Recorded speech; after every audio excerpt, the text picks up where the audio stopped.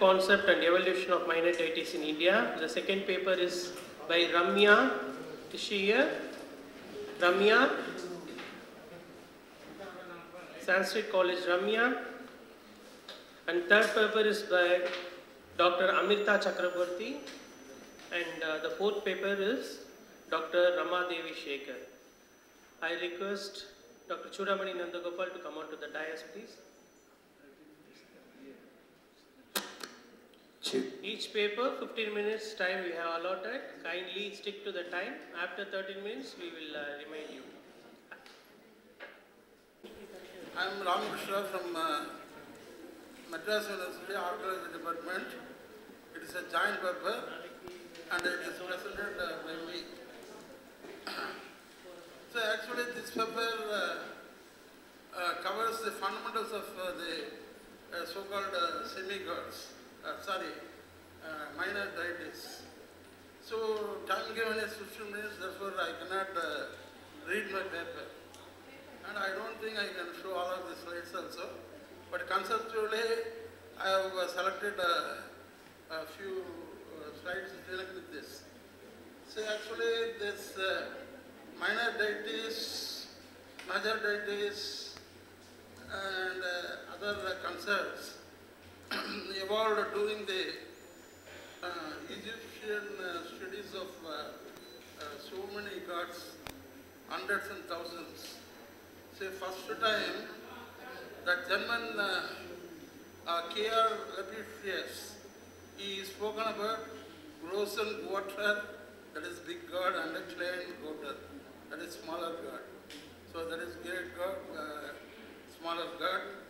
Then in the same Egyptian context, he makes hierarchical relationship among the gods reveal a simple terminology.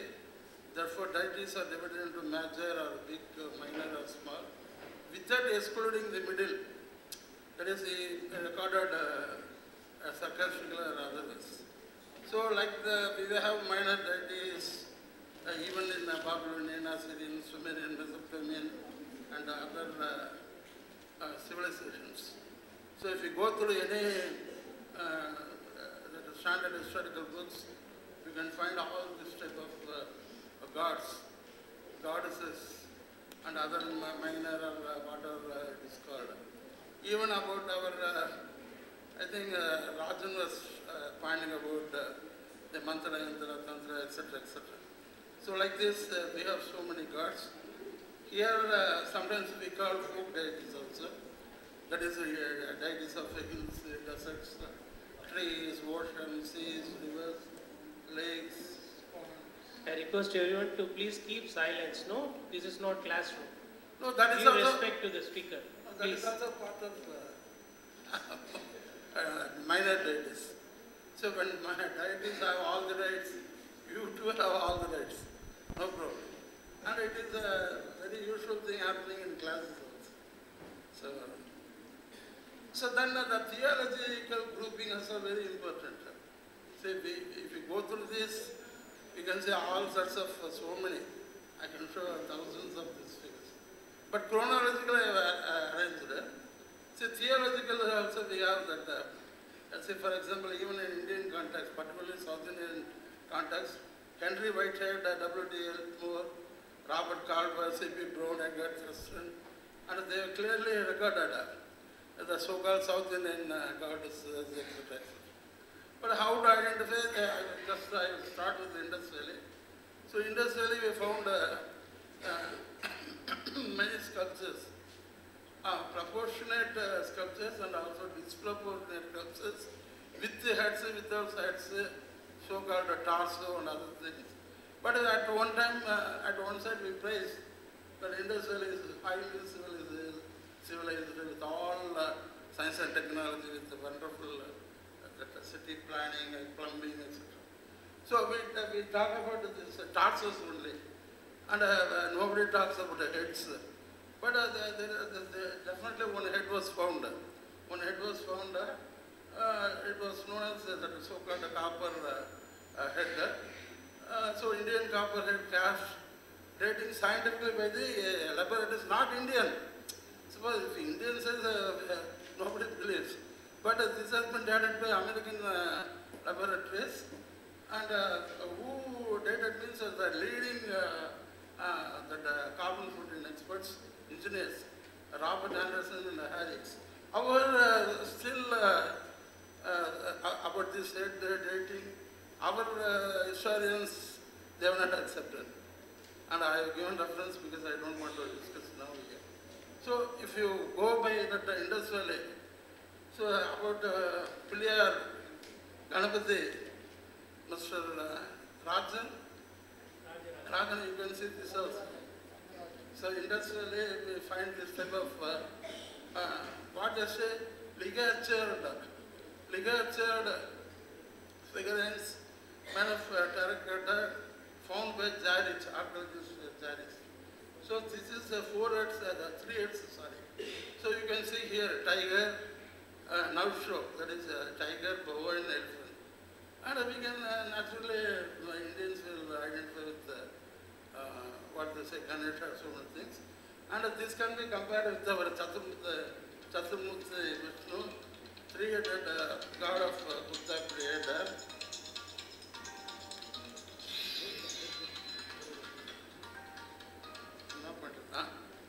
So then you can see this one also.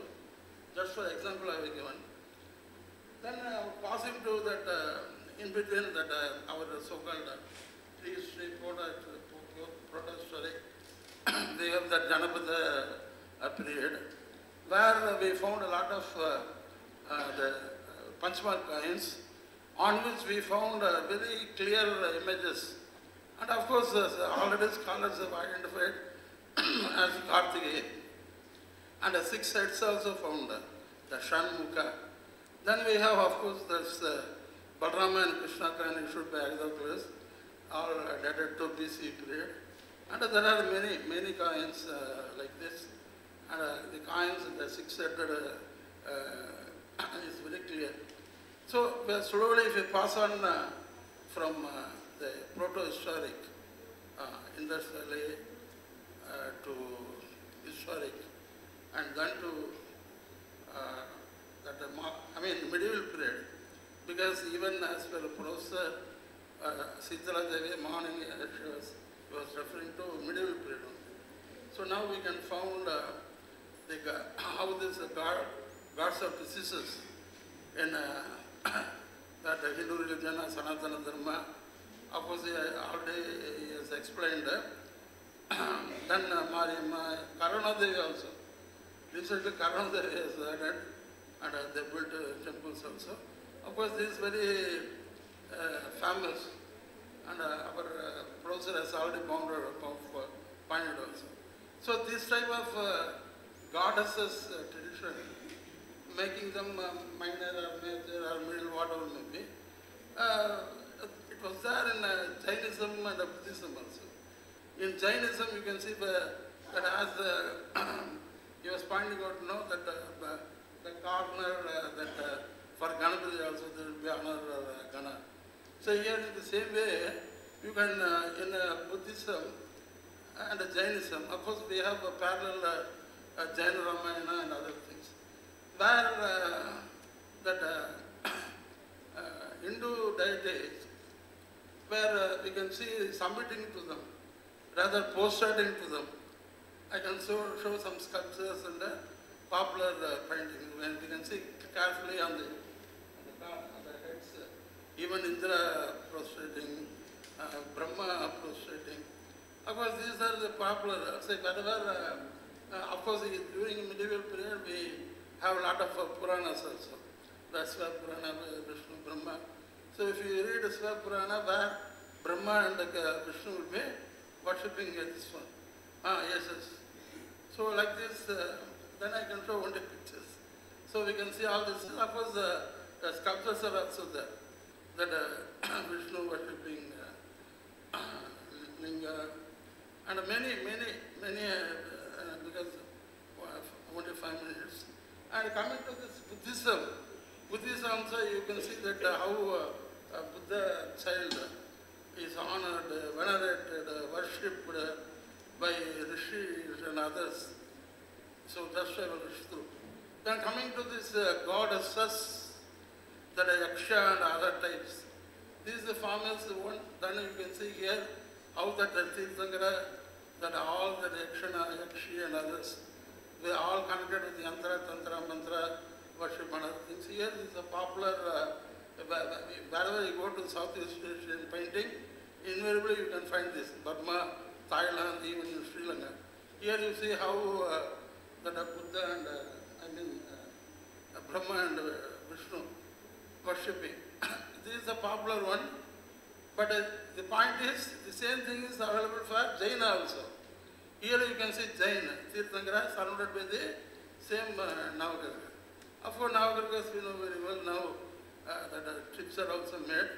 Then slowly we come to that rock paintings. Rock paintings also, they stay same types of goddesses, gods and other things are depicted. And we found many gods and goddesses, whether it's a minor or major, forsaken, abandoned, and desert at every different places. Then coming to here that among these Jain goddesses, Ambika Chakrayaswari is also famous. Here we can see how that Chakrayaswari is surrounded by other Hindu goddesses. Of course, this is again a Jain. How here slowly how that Saptamata, Saptamatrika, all these goddesses are overlapping, from Jain to Buddhist to Hindu to popular. Of course, this also that he was pointing out that what is that Tantra worship. So even head and torso, how this is playing. Even coming to this wooden models, we have so many things, giving birth and other things. Here you can see that Amman, head alone is worshipped, head without head worship. Sometimes even head and both are worshipped. And we can find in the Yaksha and the Jain many things. And the Buddhism also we can see many. And again, these are all, in Jainism we found all are converted. That is, where this Hindu avatars are there, all are converted into Yakshas and Yakshinis. So again, so many things are there, I don't have time. So what is Tantra and other things. Even Manimekala, the Devam, that is, we have forgotten here, but it is still worshipped in Southeast Asian countries. Particularly here, it is a yearly festival is celebrated every year, and you will be surprised that China has gone to UNESCO and got that tag also. Of course, we can always say lost goddesses, because there are many experts there. They have written books also. That after these goddesses are there in the Southeast Asian countries. Coming to this Manimekala. So Manimekala, even Dasavatara. Of course, say, here morning our Radhan was pointing out, but here you see that wonderful thing. Adi, what is the word? Adi and the Prabhu. So we can see that half, it is right, this temple is here only, in the year. That idea near that the idea, what is it? Madhya Kailash, you can go and see this. So I will stop this. I have more details, but I cannot go ahead with it. How do you say, shall I stop or shall I read out the conclusion? Conclusion, huh? Last slide.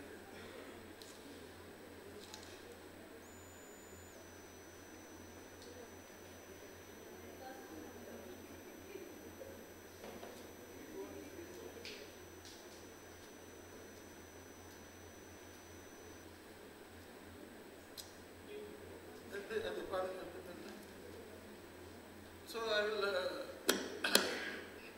just to conclude, I will read out the last paragraph. So in the Indian context, the question of minor deities covers thousands of years with many changes.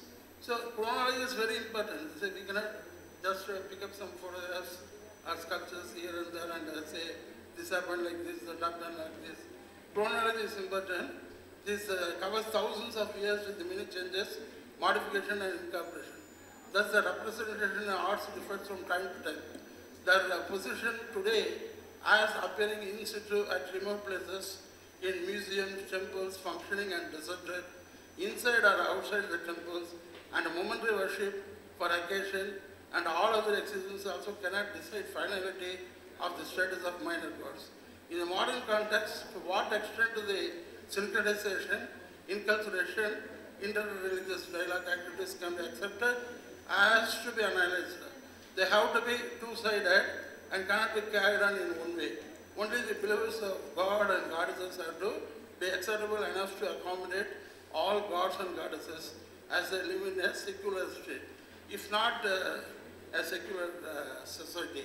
If believers of God, so gods, abuse gods, secrets of gods, destroy gods, faithful followers of one religion question the faith of others against all moral, ethical codes and universal principles, conduct pseudo spiritual and psychological religious warfare against another religion, then these activities are not inculturation but acculturation, as religion and culture are inseparable for Indians.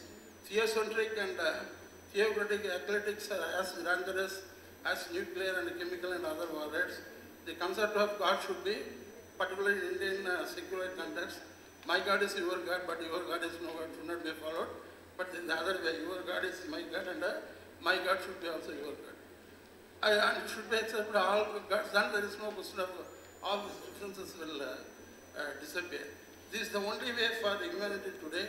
Super God rivalry, religious superiority, racial or arrogant theology, theocratic and world domination and neo-spiritual globalism cannot make believers live in peaceful coexistence with others.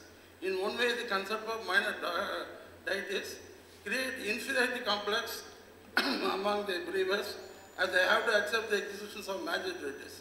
However, when Kuladevata worship comes, all have to go there and to remote places without any discrimination. Thus, such deities continue forever. As long as the believers are there, only families should remember that Kuladevatas. Thank you. Thank you, sir. End of the session, we have a discussion. Sir, actually.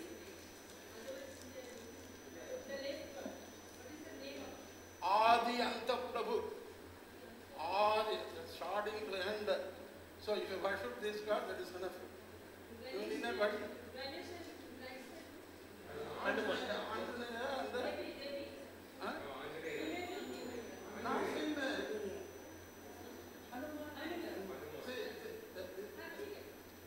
This is a clear, that is a Ganesha, that is Anjaneya, Hanuman. Thank you, sir. Thank you very much. Now we move on to the next speaker. End of the session, we have discussions. Please keep your questions with you. And next, Mrs. Ramya.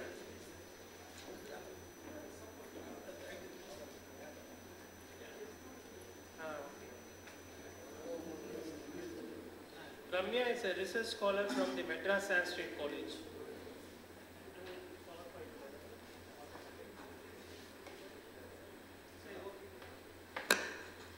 Sorry, my PowerPoint is not working, my PPT presentation which I brought today. I'll just read my paper today. My name is Ramya. I'm research scholar from Sanskrit College. My topic is minor deity, Dev Mogra, goddess of worship for Satpudha tribal.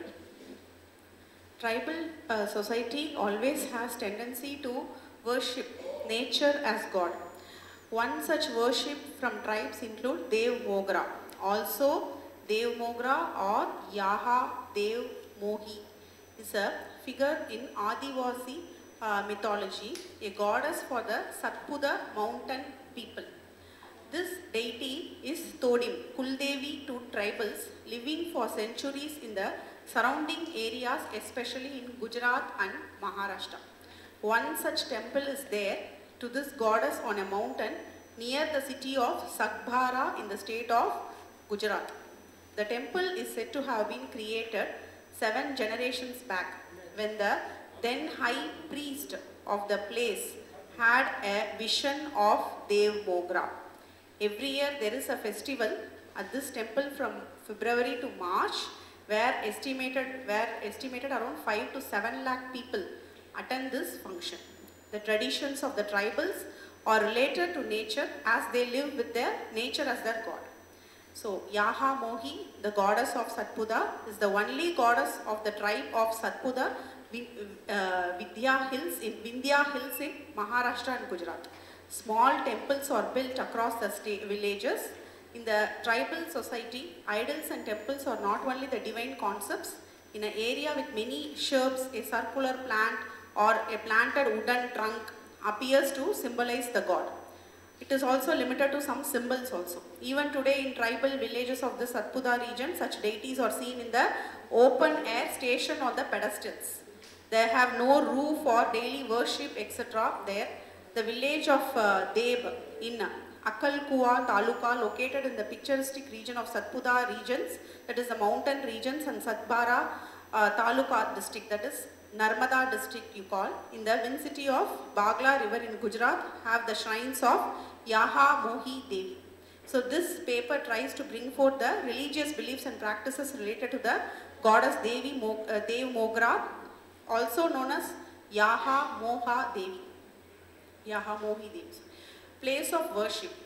This, as I discussed earlier, it is situated near the city of Rajpipla, Satbara Taluk of Narmada district in the state of Gujarat, and this temple is believed to have been found by Hiroji Chauhan some 1500 years ago.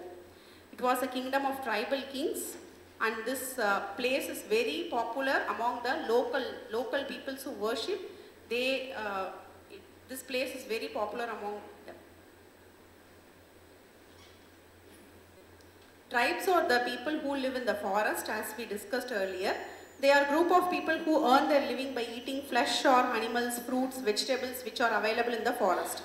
So this Satpura is one such place where the famous tribal heads such as Kolpasa, Guriya Kodar, Devagondari, Vinay Dev, Rajpanda lead the people in collecting the grains from forest for the benefits of the groups thousands of years before. So there was a kingdom called Deb between the Tapi and Reva, that is Narmada rivers, which is Hilo Deb currently. This place now is called as Hilo Deb. During the kingdom of Raja Kolpasa, they brought all the chiefs from the state to form a larger state. In all the four directions, they had this tribal peoples are divided into groups. That is, they are called as Kond, Patti in tribal language. Nimal Patti refers to east, Ambuda Patti refers to west, Dekhwal or Mevcha refers to south, Nahal or Noirpadi to the north. By bringing together the chiefs of these tribals located in the premises of Deb state, they established a big state in this area which was called Deb Mandal. The Deb Mandal of each caste has a head. Tudo Modvi, Pecharo Punjara, Kolpasa, Raja Fanta and many other learned peoples, they were the head of the board. All the members hold a meeting once a year called as Kuldeb. The term Kul refers to central part of the earth. Diwali is very popular even among them. Those days itself Diwali was celebrated by them. Farming was part of the custom. In such Malho Bai Saba, the four people from these tribes, four different people heads, they take important decisions in the interest of the people. Every year they used to have a meeting, and in that meeting they used to take some decisions for the welfare of the tribal people. So, in one such meeting, Bahagoria was appointed as the head of the depot, Rajsiv Goa as the head of the recovery. Such things has happened even so many years back. They used to have a head and they were appointed for taking important decisions. The chief king of, I am talking about the tribal people those days, and they had a goddess, Dev Mogra. And how she has come into existence, that is what I am just presenting in my paper. The chief king of Ambudapatti in the west part of Dab Mandal was Tarha Mandal. His kingdom was governed from Ghani Kund, a village called as Ghani Kuntaka state. King Tarmahal, Queen Umravanu had a only son. I am talking about the history of how this Dev Mogra goddess came into existence. So that history I am reading now. He was extremely strong and proficient in weapons. His mother is considered to be an expert in Tantra Mantra knowledge. He taught his knowledge to Rajpanta for self-defense. Later, this Rajpanta became famous for his kindness, and he always helped the destitute and poor people of his kingdom and was ready to help those in trouble. He had 9 queens. The queens were Dev Rupan, Dev Kuntan, Dev Murku, Dev Kupal, Mandavarahi, Hilvi Votal, Agni Pantra, Pulmohara. And how this goddess was there? Dev Mohra was born to this Relankila Devi and Pandya Vanchi at Hilo Dev. Dev Mogra was having brothers and sisters. Whom we are talking about, the tribal goddess Dev Mogra, her history I am reading. Rajpanta proposed to marry this Dev Mohra, and Rajpanta, assiding his previous queens, lived with Dev Mohra for 7 years. So what happened, his father Tarha Mahal didn't accept Rajpanta for so many years, and again they started, because they were not accepted, they were just wandering in the forest. After settling in Dev Mohra village, the goddess name is Dev Mohra, and the village name was Dev Mohra, where they settled. Underwent dar for 12 years, people were carving for food. Many died due to hunger and many left their families. Lot of things were happening in that time.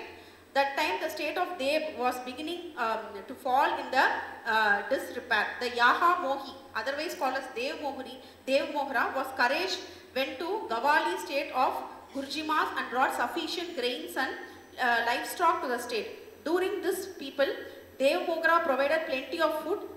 Here, Yaha Mohi she was called because Yaha means mother and Mohi means prize.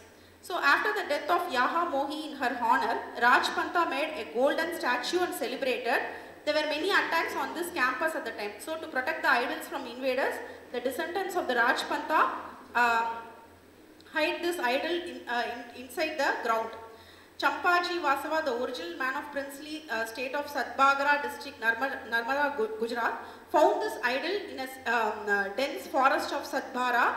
He installed the idol in a traditional manner and made it to look like a small cottage temple and celebrated it on the day of Hindu festival Mahashivratri. Later, every year on the holy festival Mahashivratri, worship started taking place in the traditional manner, and the kings of Satbara decided to organize a fair also here.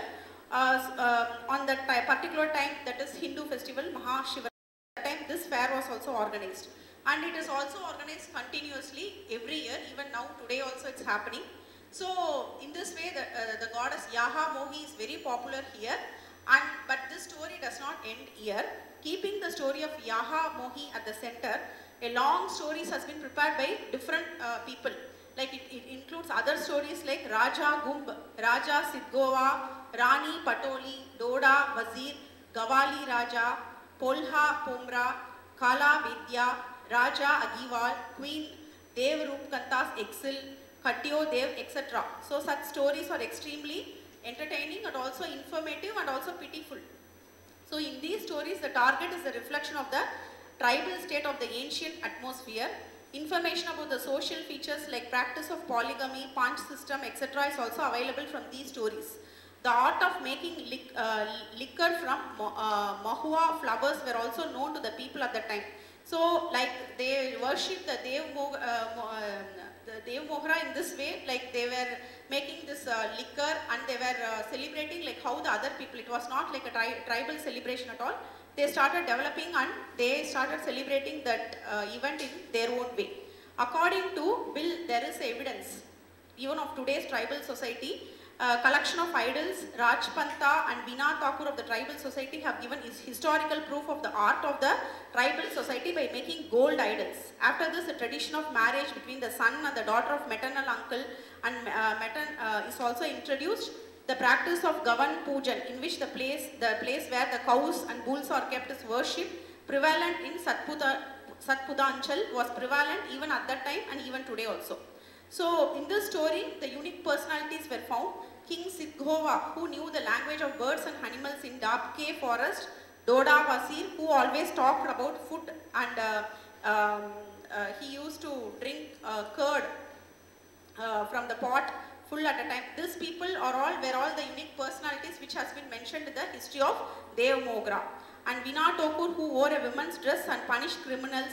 Baha Goria, who distributed all the grains from his store among the poor during the famine of 12 years. All such other additional characters has also been described in all such stories. So this is the tradition how the Dev Mogra goddess have originated. Lot of such stories have come, so I have just taken few stories here.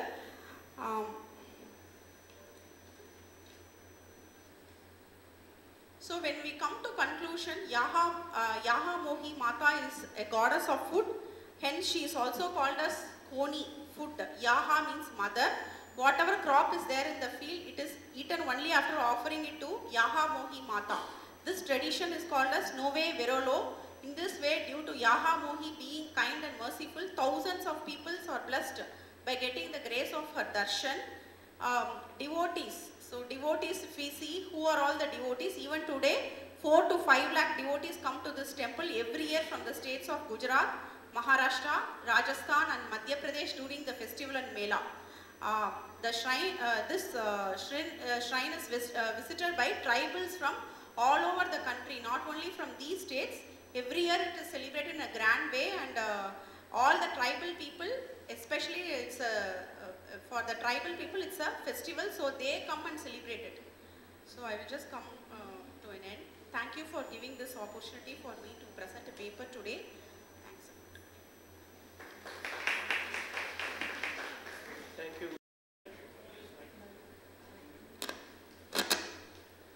Respected Chairperson and all my audience,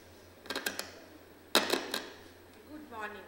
Today the main objective of my presentation is to focus on how iconography of Dikpalas gradually developed in eastern India between 7th to 13th century CE, and I am discussing it under the title of Dikpalas Eastern Indian Variation. The earliest textual reference of directions have been found in Rig Veda.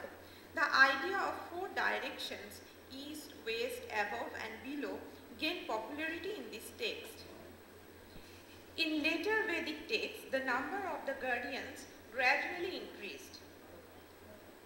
In Brahmanas, the notion of intermediate directions gained popularity.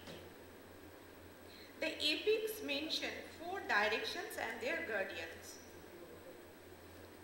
In Manusmriti, in 3 chapters, 5, 7 and 9, mention of 8 guardians are found without mentioning their directions. They are Surya, Chandra, Indra, Agni, Varun, Vayu, Vyoma and Kuvera.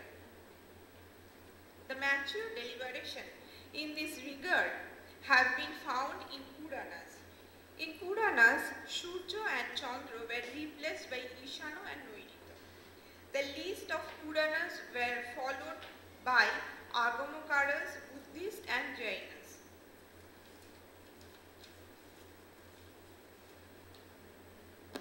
The ancient territory of Bengal and Bihar were the integral part of eastern India. J.N. Banerjee and Gaurishwar Bhattacharya elaborated that in Bihar the list of Manusmriti and in Bengal the list of Puranas were followed. And comparing both the lists, it can be concluded that 10 deities are regarded as guardians in eastern India. According to Sukumari Bhattacharya, these deities absorbed either in Shaiva groups or in Vaishnava group after declining from the status of old supreme god or rose from low status. The sculptures of guardians found from eastern India can be divided into 2 phases, early and mature. The sculptures of early phase are dated between 7th to 8th century CE. Some common features of these sculptures are incomplete grouping, association of dandapani, absence of respective vehicles, etc. In Bihar, their sculptures are found from Jongha portion of Brahmanical stone temple 2 in Nalanda, lateral niches of Mundeshwari temple at Ramgarh Hill in Koimur district. In Bengal, from 2 Buddhist sites, Shompur Mahabihar of Paharpur and Nandodevki Bihar of Jagjibanpur in Malda, the sculptures are found.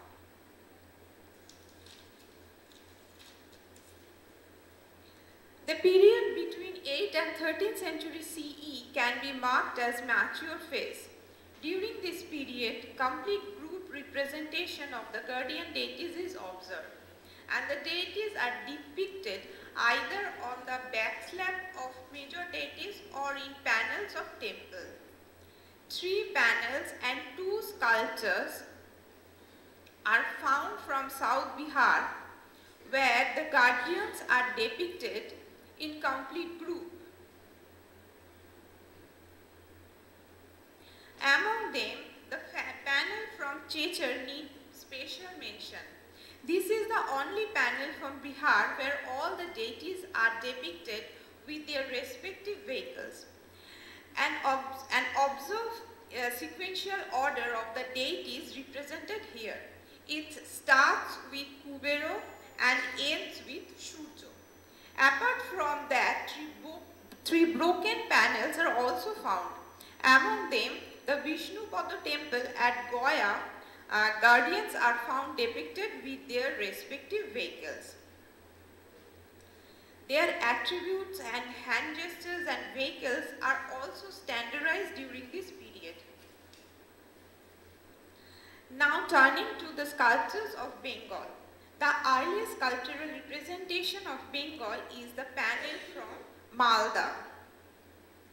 At least 24 images of Dikpalas found from this region and from Brahmanical, Buddhist and Jain sites.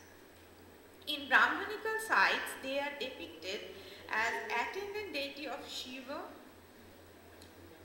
Vishnu and Surya group of deities. On the other hand, in Buddhist and Jaina images, guardians are depicted in 2 different ways, either as attendant of major deities or as army of Maro and Kamatho.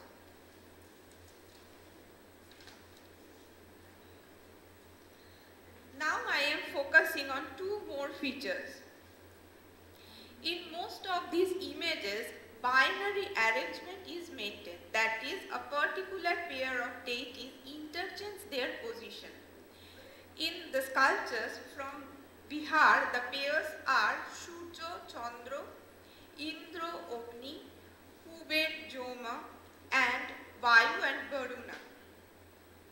In Bengal, the pairs are Indra and Agni, Yama and Nairita, Varun and Vayu, and Kuber and Ishana. Another remarkable feature in this regard,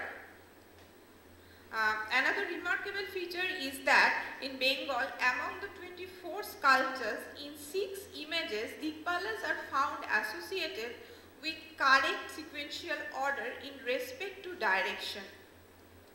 The Rishabhanath image from Veloa, Bangladesh. In this image, the sequential order starts with Ishano and ends with Indra. That direction.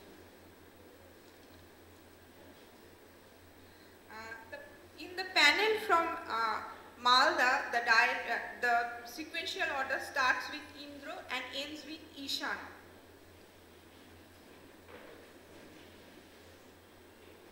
In the Shiva Vaivahik image from Shankar Bandho, the order starts with Indra and ends with Ishana.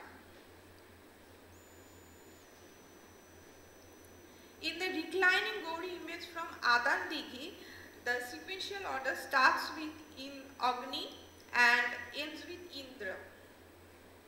In Natteshwar image, it starts with Indra and ends with Ishana.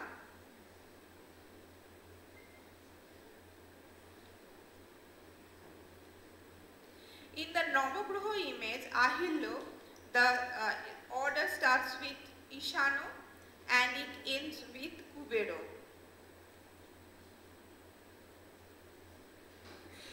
From the above study, it can be concluded that in Eastern India, Dikpalas never became a cult deity collectively, and no temples were dedicated to them collectively. The Paschimbhag inscription of Sri Chandra Deva bears the evidence of land grant to build a temple dedicated to Agni only in present Bangladesh. In these regions, cultural representation of Dikpalas reached its apex during the reign of Palo and Sheno kings. Even in the inscriptions, Palo and Sheno kings were compared with the Dikpalas to deify them and their office. Gradually, some of them absorbed with Dharmarajo, a popular folk deity of this region.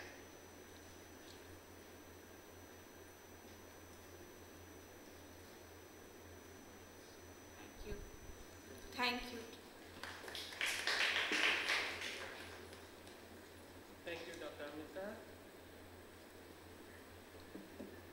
Our next paper is we'll have the discussion at the end of the session. Our next speaker is Dr. Rama Devi Shekhar. Our topic is Guardian of the Skies, Garuda's multifaceted presence in texts and practices.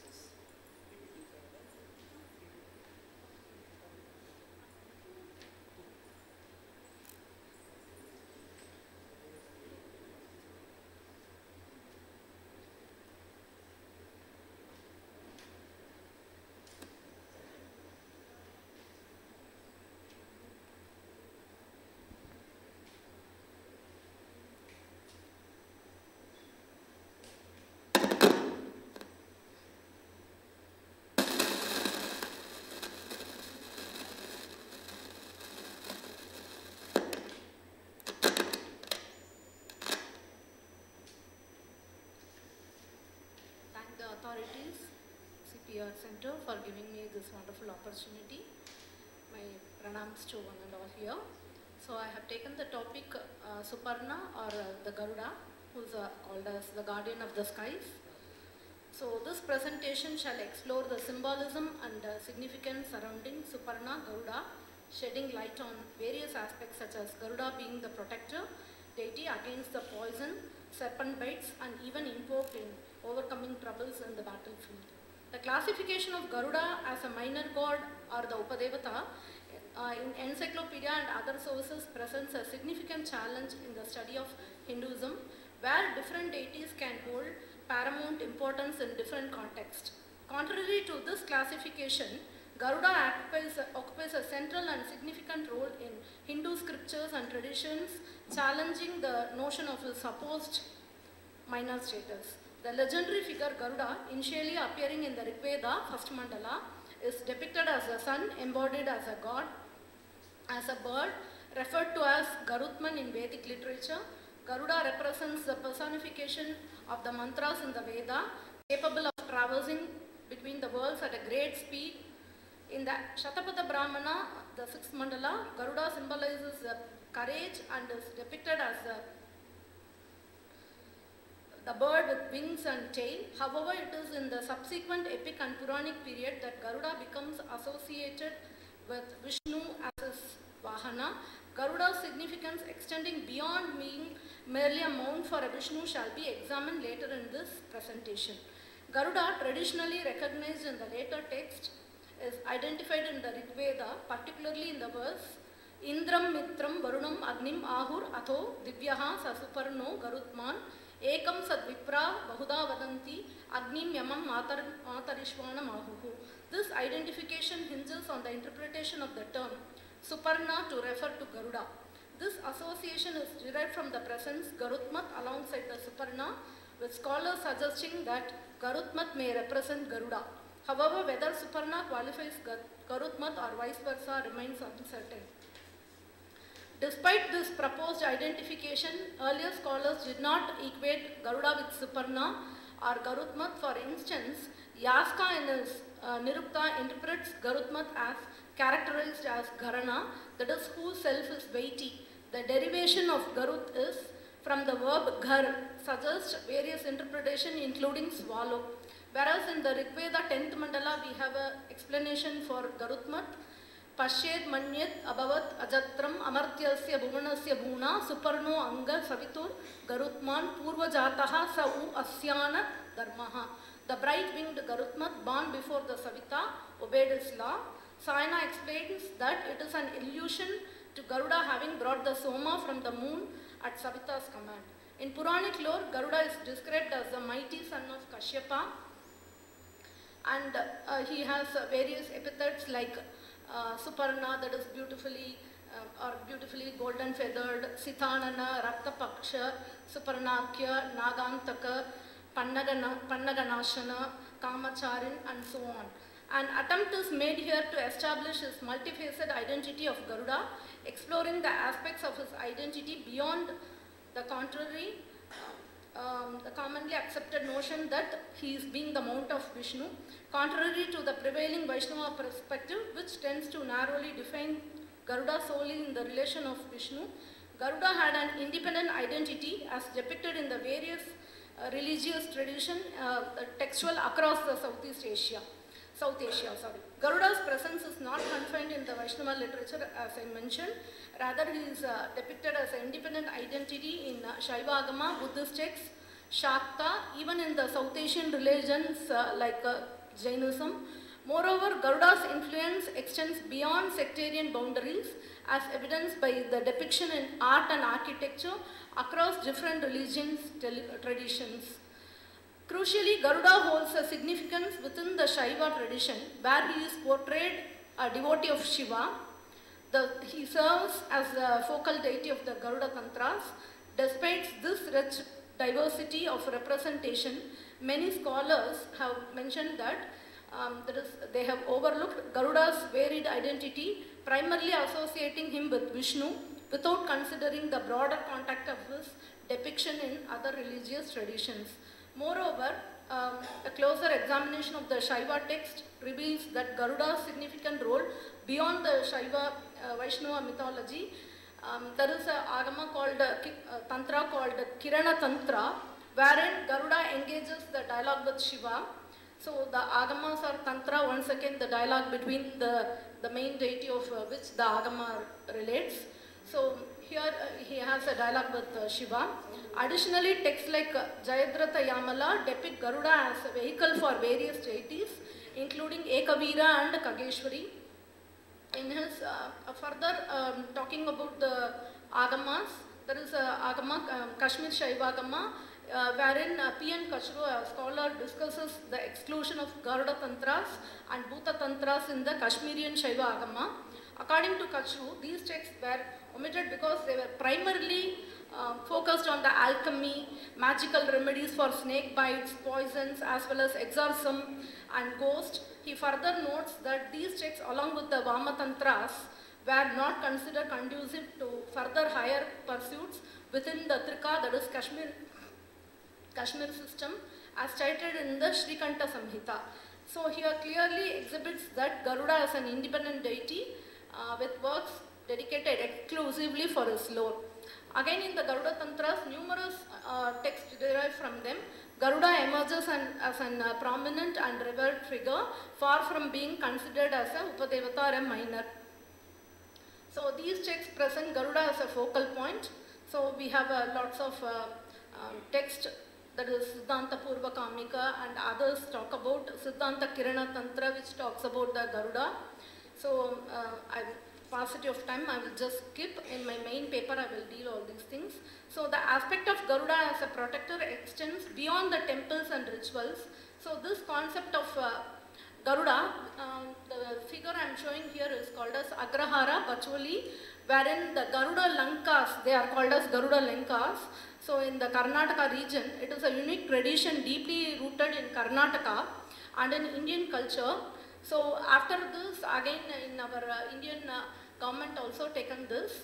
So with the parallels found in the Bushido cult of samurai also, yet many remain unaware that there is a distinctive tradition of service, bravery, valor and service, sacrifice.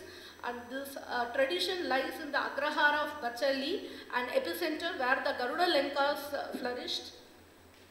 So here two distinct entities existed, the Garudas, who served as the literal shadows of the Hoysala kings. The Lankas, who were the shadows, they are the Garuda themselves. The essence of this concept was epitomized in the belief that if the object does not exist, then the shadow does not exist. So thus Garudas were bound to be their king's shadows. their destinies intertwined. If the master perished, so too did the shadow, the solemn pledge of the Garuda Lankas. The Mugila family of Agrahara Bachali exemplifies this tradition, spanning an astonishing 11 generations.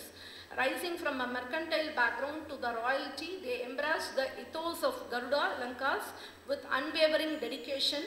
Within this Agrahara Bachali, the temples immortalize this legacy with grand hero stones.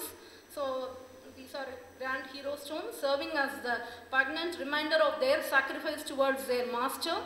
So notably, 3 Garuda pillars stand tall, symbolizing the selfless devotion of the 3 royal Garudas from the same family to the different Hoysala kings.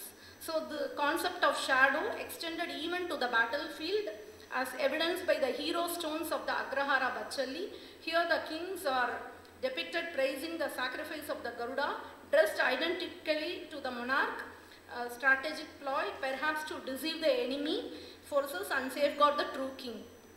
The Garuda's presence in the sculptural art, again moving, dates back to the 2nd century BC, appearing in the Hindu, Buddhist, religious structures like stupas, ritual flagstaffs, torana, and then the numismatics, etc. Where we have, so we have the Heliodorus Garuda Vaja, we have the coins of the Skandagupta, Samudragupta, wherein we can see the Garuda. Moving on to the sculptures, we have enormous sculptures. So the insightful verse from the anonymous commentator, there is a commentator called Shankuka. Further, he illustrates Garuda's profound symbolism with the cosmic significance. Here, Garuda is depicted as a yearning to break the egg of Brahma, symbolizing the universe itself, suggesting its role as a cosmic force, transcending traditional conceptions of minor deities. His status is in epic texts like Mahabharata further reinforces this importance. The Adi Parvan and other texts talks about how Garuda came into existence. So the Garuda's insignificance extends beyond merely a mount for Vishnu. He serves as a powerful protective and figure across the cultural context, across Southeast Asia also. So the depiction of Garuda and doorways and Torana symbolize the protection against the malevolent forces. The picture I am showing you is from the Tirukurungudi. So here we have a very interesting story. So when Garuda was born, so he was commanded to take because we all know the story of Vinata and the Kashyapa Prajapati. So because in order to relieve his mother from the slavery from the Nagas, so he was asked to bring the Amrita, the mortal. So wherein he comes down to take he flies to take the Soma. So in his hand he is having the Soma. While he was flying, he was blessed by the father when he wants to have food, because he was flying for a far away and a distance for a longer time. So he wanted to eat. So he was blessed to take away whichever animal he wants. So he wanted to have an elephant and a tortoise. So while he was moving on the way, because of his flight and the power, he did not have any place to sit and eat. Because in one hand he is holding the mightier animal, that is the elephant, and one hand he is having the Soma Rasa. And he himself is a mighty bird. So he came under a tree. The tree said, requested, sorry, I am not able to balance your weight. So you can please leave me, otherwise I will fall. So he further flies, and a banyan tree offers him a help that he can have the food under his branch. So while Garuda just mounted on the branch, and the branch wherein that is the sages, Valakilyas, they were doing the penance. So the tree branch was about to fall. So in one hand he was trying to, with his beak he was trying to protect the Valakilyas who were doing the penance for a long time. And in one hand he is holding the Amrita, and in one hand he is holding the elephant which he wants to eat. So this is a very beautiful story from the Purana, and the image is also very beautiful sculpture from Tirukurungudi.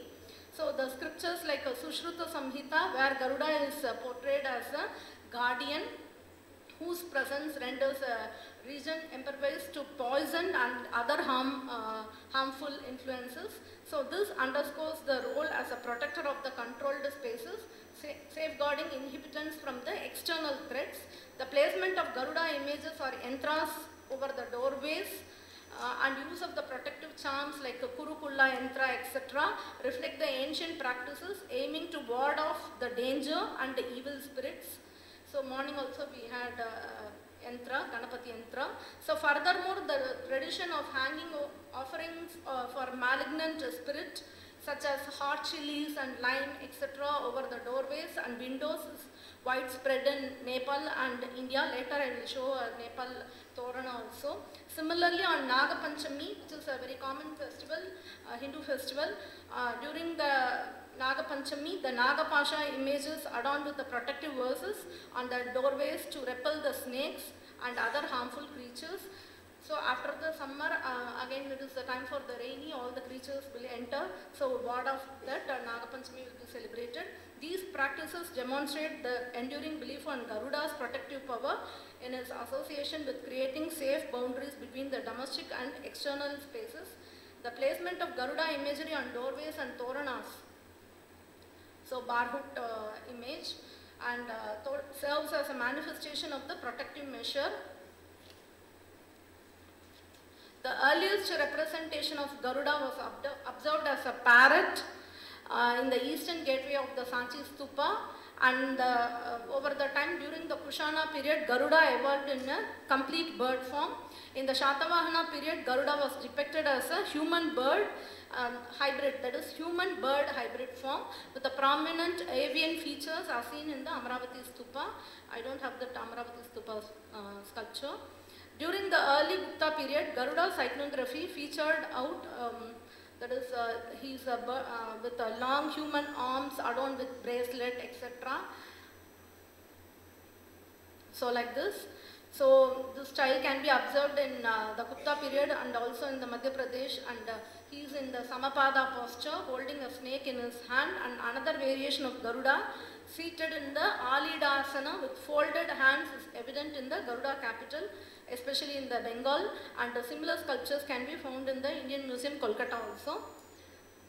So moving on to the next one. The portrayal of Garuda as a complete human with wings persisted beyond the Gupta period, and in the Chalukyan cave in the Badami, Garuda appears as a plump figure with drooping wings seated in the cross dome in front of the Vishnu and Adishesha, etc. we can see. In the medieval period, the bird-like features of Garuda began to diminish. The human form became very more prevalent. Garuda gradually evolved into a winged human or a complete human figure during the 8th century, flying alongside of the Vishnu. In the Chola period, Garuda typically appeared in the human form with wings. Subsequent, so this is a Garuda Pala sculpture. So Garuda typically appeared as a human form during the Chola period, and according to the Vishnu Dharmottara Purana and other Puranic iconography, Garuda's depiction should adhere to the specific characters, that he should be portrayed with a round face and eyes, nose resembling that of a Kaushika, barn owl, and legs and that of a vulture, etc. Garuda should be depicted with 4 hands and holding a chatra and another carrying a pot of amrita, while remaining 2 hands folded in the supplication. Some sculptures from the Kerala follow the Vishnu Dharmottara very typically, with Garuda with 4 hands, 2 folded with the supplication, while the 2, in one hand he will be holding the Shankha, in another arm he will be holding the Chakra, and instead of Chakra, sometimes Amrita is also visible. So this Garuda's portrayal in the Hindu sculpture, Tantric text, etc., coupled with this symbolic significance as a cosmic entity, challenges the notion of minor status, that is Upadevata, and underscores the need for a more nuanced understanding of his role in the Hindu mythology and religious practice. So I was talking about this Agrahara Bachahalli, where the Garuda Lankas were there. So here we can see the Torana, wherein to ward off the evil eye and other things. So in the other parts of the South Asia, we have this Cambodia, Angkor Wat, Bali, Indonesia, everywhere. And coming back to the Mysore have the two-hand and the human form of the Garuda. So Indian government, in the Air Force also, we have a special wing called Garuda. So they are supposed to be the shadow of the master. So in order to praise the Lankas, even the Indian government has given one particular wing dedicated for the Garuda. So thank you. Yes. Thank you, Dr. Rama Devi. I request the chairperson to have the discussion now. After that, you put this question. Yeah, any questions? Yeah. Have the discussion now.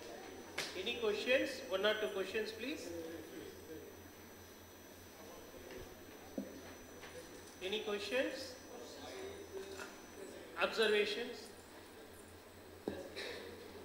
Minor observation, because they are young scholars upcoming, so they should be take care of some points. In earlier paper presented by Amrita Chakravarti ji, she has used always Dikpal when represented in the images of the Jain Tirthankar or with Vishnu or Shiv or the word she has used as attendants. No, they were not represented as attendants and never can be, right? Because they have their own importance. That represents the entire, all the directions, the importance of Vishnu in all the directions, the importance of the discourses of Buddha or Tirthankaras in all the directions. So that way it should be interpreted in a positive way, not as attendant. Attendance means just holding the chamar, fly whisk in the hand, then any deity can be attendant. Second, as to Garuda, yes, both the papers, yours and her, was just wonderful, no doubt. But the only one observation is, we should also think why Garuda at some point of time was associated with Vishnu. Because we should start thinking in allowed terms. Maybe that we do not find answer to all these questions in the texts. Obviously, because Vishnu is the cause of Srishti for Brahma, Sthiti. Sthiti means protection, preservation. And therefore he is an administrator in modern context. And he has to move very fast. So he has been provided with aerial vehicle. And therefore, as you have seen in the case of Devgarh, Gajendra Moksha figure, how fast or quickly Vishnu is moving and tilting, and the Garuda is just synchronizing with that. So it shows that the presence or association of Garuda, or rather otherwise, the association of Vishnu with Garuda gives a very rational meaning and the purpose of becoming the fast as protector. Thank you. Thank you, sir, for your observations. Just associating the Garuda with Shiva, any iconographic importance? Anything, have you found out anything with associated, Garuda associated with Shiva? Because we find a lot with Vishnu. Since you have mentioned a lot of Shiva and Garuda combinations, any iconographic features?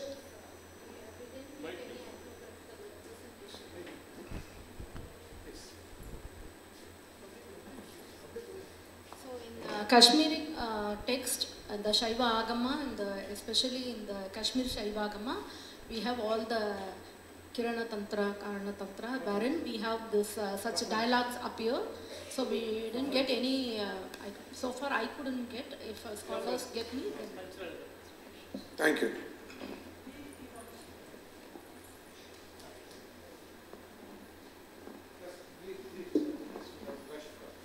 Yes, thank you. Dr. Rama, in terms of Garuda, now the significance of Garuda, for example, Garuda as simultaneously flying. Now, what is the significance of flying? And because if you relate to the bird, like in the Upanishad, the Atma as bird, so I was wondering some kind of reflections on the significance of flight.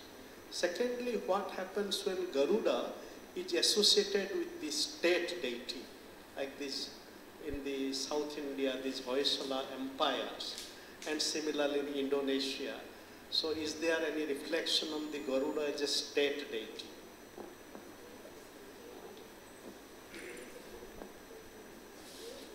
So in all these images and references what you have asked us, so these sculptures what we get is Garuda as a Upadevata, that is the mount of Vishnu, and my point is he is not only the Upadevata or a Vahana of Vishnu, but other texts like Kashyapa Samhita and Sushruta Samhita, wherein we have ample references relating with the poison treatment and etc.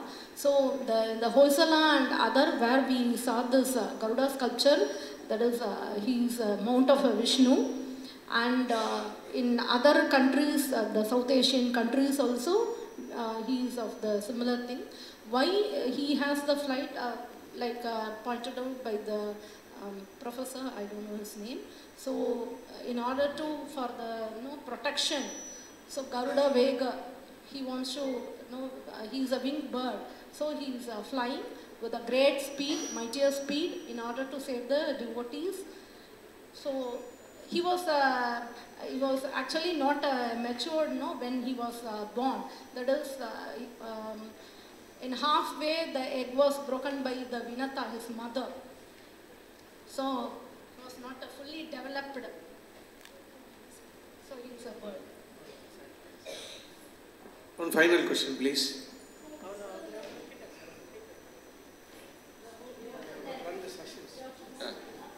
This is Shankar Babu from Tamil Heritage Trust. I have a question on Dikpalas.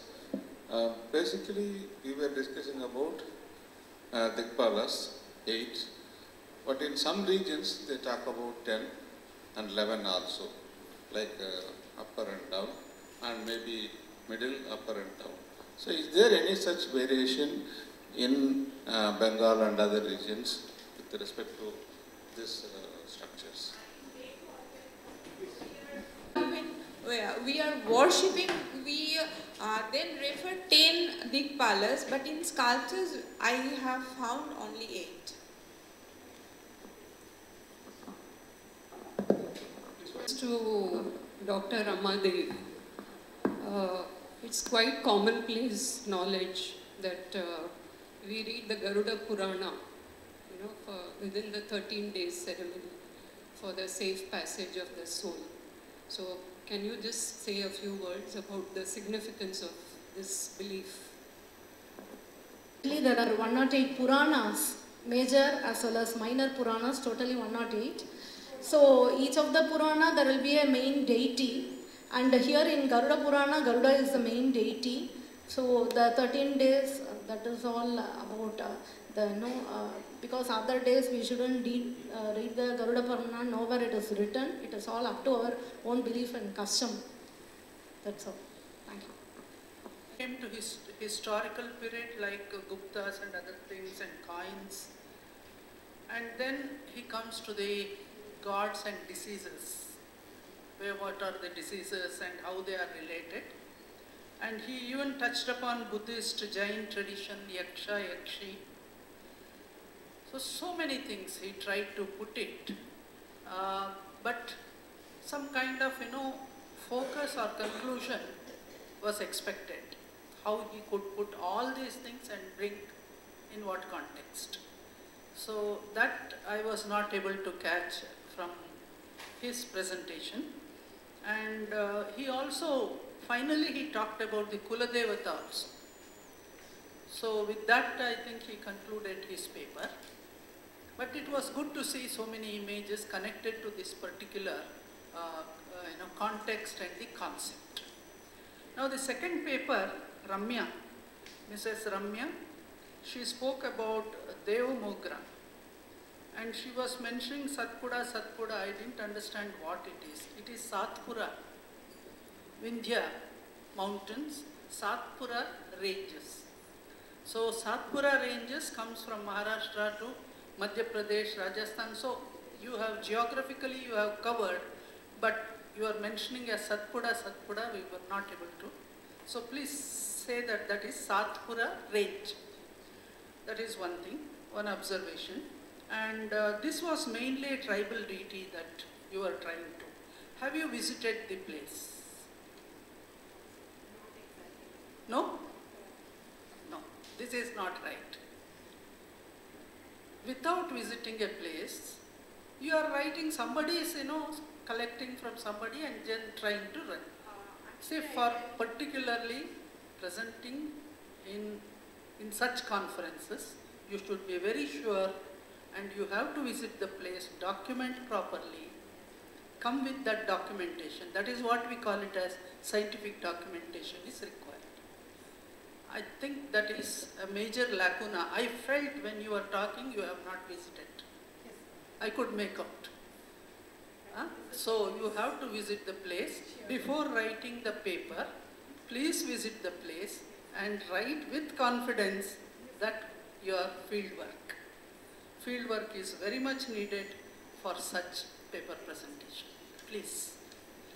The third about the Dikpala, Amita Chakravarti, she has given all the literature starting from Rigvedic references, and Manu Samhita, she spoke at a length, then come to Puranas, and there she tried to see the variations, and when the Dikpalas become standardized in the context of pan-Indian. And finally, she was presenting in Bihar and other places like Surya and Chandra also as Dikpalas, but usually they are not Dikpalas. Then finally, it was not there, though in that list it was removed. And it is still in Bihar, okay. But not in eastern world, which you have shown, it is more or less same what we have in south also. The Dikpalas, the 8 directions, who are you are also mentioning, sir, guardians. She mentioned several times as the guardians of the directions. That was right. So that was one thing, which I was, Chandra Surya including, but otherwise it was a good paper you have presented, and hope you will submit with more references, I think. It requires more references, proper references, and make the presentation as well. The last one, more questions were there for her because it's an interesting topic. That is Dr. Ramadevi, Garuda as the guardian.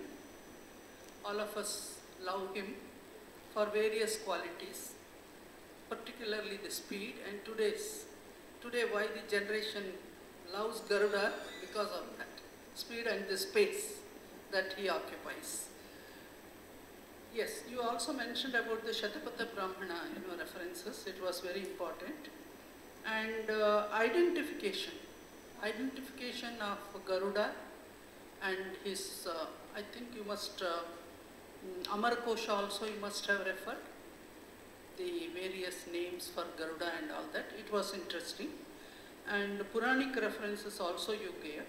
And of course, Asian and other contexts you have discussed. Garuda Tantra you were mentioning. That was interesting to know. Have you worked on that more? Okay. And Garuda Purana you are not able to give proper this one, because when she questioned, even I wanted to ask that question. Have you gone through Garuda Purana? Some portion I have gone. Yeah, you must. Because Garuda Purana is not only just for knowing Garuda. See, when I was to write a chapter of Manasollasa, I wrote many chapters for Manasollasa. In that there is Ratna Pariksha chapter.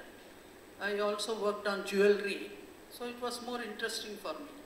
The best source for Ratna Pariksha is Garuda Purana. We think that Garuda Purana only should be read those 13 days, not so. It's one of the very important source for these, Indian early, sources for early sources. So, I think this paper also, and you have drawn the attention of Garuda, the services of Garuda of Hoysala period. Particularly for Vishnuvardhana and Shantala, there were number of Garudas who were always around them. Any movement, they were like the present guards. Like when Modi ji, when he walks, you have seen how many guards were there around. Like that, Garudas were there. And they could go to any extent, and that Bachahalli it is, not Bachalli. I was wondering, where is this? It is Bachahalli. So there, as you said, Lenkas, the Garuda Lenkas from one family. It's a very important, sacrifice. As we have army, in our army, if the children, 3 sons are there, they will dedicate all 3 sons to army. In South India, we think twice, but not in the north. They are ready. So like this Garuda Lenkas, not Lanka, Lenka. They were known as L-E-N, Lenkas, Garuda Lenka. And there are so many inscriptions. Have you read? Have you gone through Garuda Lenka inscriptions of Hoysala times? You will have many. So that also you quote in your paper and make it more stronger. So on the whole, I enjoyed all the 4 papers. It was very interesting, and I'm sure that for publication we have good papers worth publishing. Thank you. Thank you. Thank you, madam. Thank you for chairing the session and giving more interesting observations. I invite our director, madam.